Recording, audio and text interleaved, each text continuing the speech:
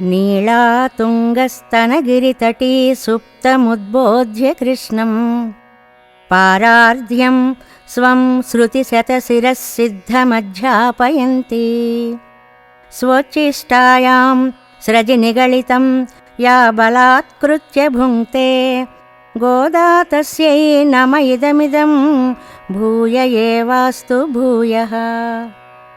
अन्नवयल पुदुवै ஆண்டாள் அரங்கற்கு பன்னு திருப்பாவை பல்பதியம் இன்னிசையால் பாடிக் கொடுத்தாள் நற்பாமாலை பூமாலை சூடிக் கொடுத்தாளை சொல்லு சூடிக் கொடுத்த சுடற்கொடியே தொல்பாவை பாடியருளவல்ல பல்வளையாய் நாடி நீ வேங்கடவர்க்கென்னை விதியென்றையும் மாத்தம் నాంగడవా వన్నమే నల్గు.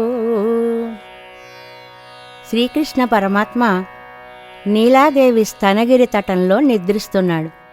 ఆ స్వామిని, ఆ శ్రీకృష్ణ సింహాన్ని మేలుకొలిపింది మన ఆండాళ్ తల్లి. ఆయనకి ఉపనిషత్తులు ప్రతిపాదించిన పారతంత్ర్యం అనే గొప్ప భావాన్ని గురించి పాఠాలు కూడా చెప్పింది. తాను ముడిచి విడిచిన మాలికలతో ఆ స్వామిని బంధించింది. అలాంటి ఆండాళ్ తల్లికి నేను మళ్ళీ మళ్ళీ దాసోహాలు సమర్పిస్తున్నాను.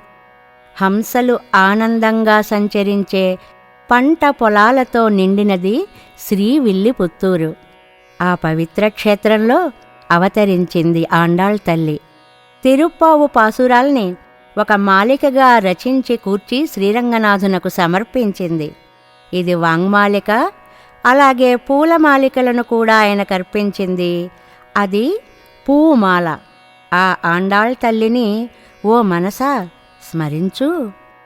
పుష్పమాలలను ముందుగా తాను ధరించి తరువాత శ్రీరంగనాథునకు సమర్పించిన ఓ బంగారు తీగ ఆండాళ్ తల్లి.